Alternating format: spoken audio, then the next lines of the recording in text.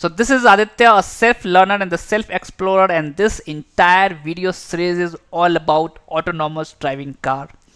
And in the last video, I have talked about how to collect the data. Those who have not seen, go back and then see it and then come to this video. So in this video, I'm going to talk about training part of it. So let's go ahead and then start training the data. Okay, so both is the most important part of training the data is the network architecture, and it takes years effort to get robust and reliable network. And luckily, NVIDIA developer has spent almost 4 to 5 years, and they built this network and they trained their model, and they were able to drive in all the difficult situation, and hence I am going to use their reliable and robust network to train our images. So to give you the idea about this network, it has total 9 layers, including first layer is the normalization, and the next 5 layer is the convolutional layer, and the last 3 layer is the dense layer. So in this architecture, it takes image size of 200 width and height of 66 in YUV color space, and then finally it gives the value from -1 to 1, and then finally what I will do, I will multiply with my maximum steering angle, which I kept during my training angle. So I am going to use this neural network to train our data. So now let's go to the coding part of it. So data which I have recorded, I kept it in this folder which is called input data. So I recorded 5 laps from each direction, the left direction as well as right direction. So if you go inside this folder, I have total 3860 files. One is the CSV file, which means that I have 3859 images in this folder, and in this I have total 4066 images in this folder. So what I want, let's say if I give the path of this, then it automatically goes in every folder and collect the CSV file and then combine it, and hence after that I can read the image file using CV2, and then I can load those images in Xtrain and Ytrain and Xtest and Ytest. This is the first part we are going to do it. The second part, we are going to balance the data. What happens during the recording, there might be a possibility that we have recorded left turn more than the right turn, and then if you train your if you train your network in this whole data set, it will be biased towards one particular angle. So since to keep it very fair, we will be balancing the data as well. And then finally we will be splitting this data into the test, train and the validation, and then finally we will be training this data on the architecture that we have already discussed, and then finally we will be saving the model, and then since we are going to run this in Raspberry Pi, we will be converting in TF Lite model. So let's go and then do that. So this is the code which I have written. I will be giving you this code, and go ahead and run this code. You have to do only 2 things. You have to change the input folder where you have kept it. So in this case, I will be changing my folder name with this. You might be having different names, so go ahead and then replace this folder path, and then where you want to save your model file, go ahead, and this is where you want to save your model file. So give the path of that folder. So for me, I am saving my all model file here. Okay, so I am not going to explain line by line, but I'm going to give you an idea what exactly it is happening. So if you don't have library, go ahead and then run this cell. For me, it's already there. So let's now import all the necessary libraries here. Now this function, what it will do, the same thing which I have told you. So once you give the main folder path, it will go inside this main folder, and then it will go in every folder which is there, and then collect all the CSV file, and then it will merge it. First thing it will do. A second thing what it will do, in the column image, it will add the full path, so that it will be very convenient to read it. So, and then finally it will return the pandas data frame, which will be having two columns. One is the image path and the corresponding steering angle, and the image path will be having the full path. And then this will do the balancing. So let's balance of the data. So I'm going ahead and then running this both cells. So here you can change your input folder, where you have kept it all inside, where you kept it all the data or all the folder. So go ahead and run this cell. So if you see there here, we had almost more than 7,000 images, and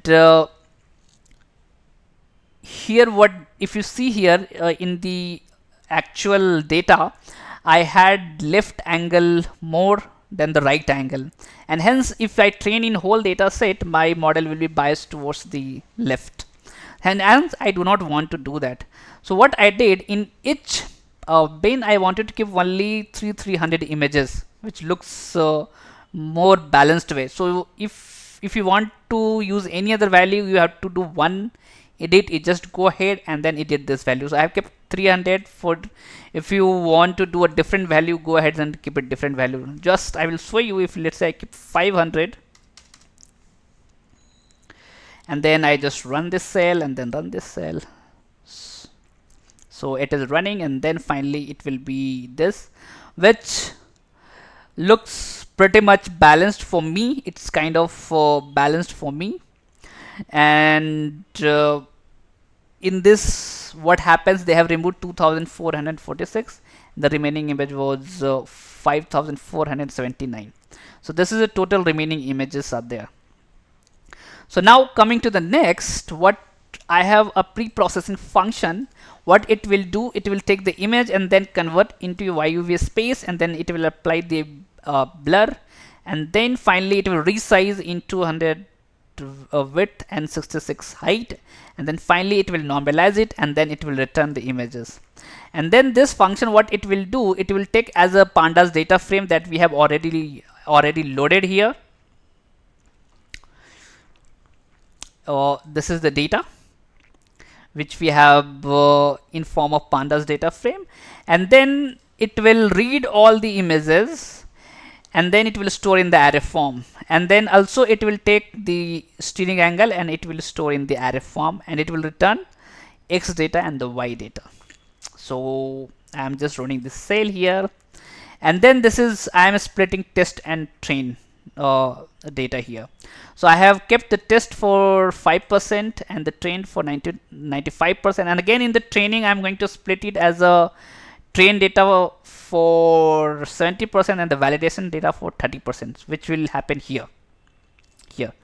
So just I'm running this cell, and this is the model which I have created based on the NVIDIA architecture. Here, as you can see, since it is the regression problem, the loss function which I have kept mean square error, and this is the learning rate that I have kept, and it has worked well for me, and I suggest you to keep same learning rate here. So I'm just running this model here, and then finally I have trained my model on 50 epochs, and for the purpose of this video I have kept it only 3.